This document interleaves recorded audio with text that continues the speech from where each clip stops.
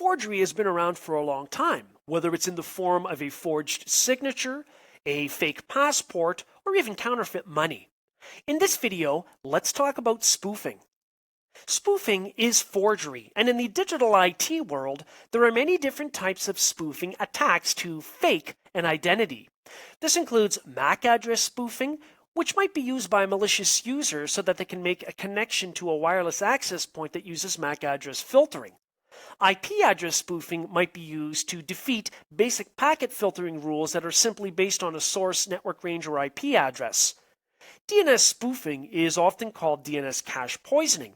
Essentially, an attacker can compromise either the local host's file on a device or a DNS server so that when a user attempts to connect to a friendly name, they're instead redirected unknowingly to a fraudulent, for example, website that looks like a legitimate website.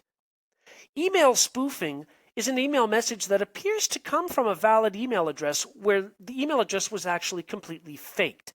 And this is possible in some mail systems. Man-in-the-middle attacks are used to interrupt communication between two parties by forging the identity of one of the parties and knocking that party offline. Now, this would be unknown to the other end of the communication.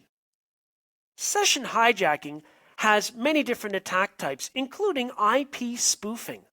Now, with a man-in-the-middle attack, we are essentially interrupting the communication between two parties.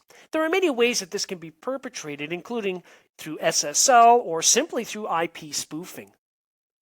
SYN scanning can also be used with attack types with spoofing. With SYN scanning, the malicious user attempts to set up an IP connection with a host at different port numbers.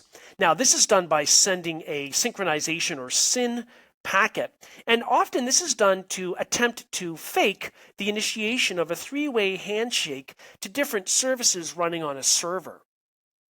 There are many freely available tools that can be used to spoof packets.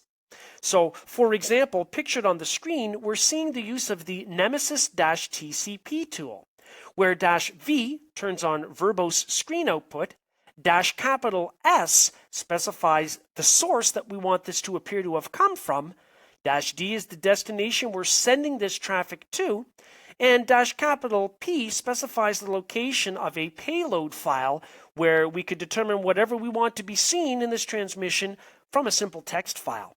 So as you can see, it's very easy to forge an entire TCP packet.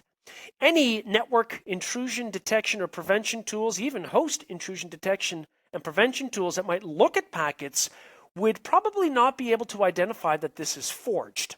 Now, unless you're using some kind of encryption and digital signature at the packet level, it's pretty hard to determine what you're looking at on the network has been forged or not. In this video, we discussed spoofing.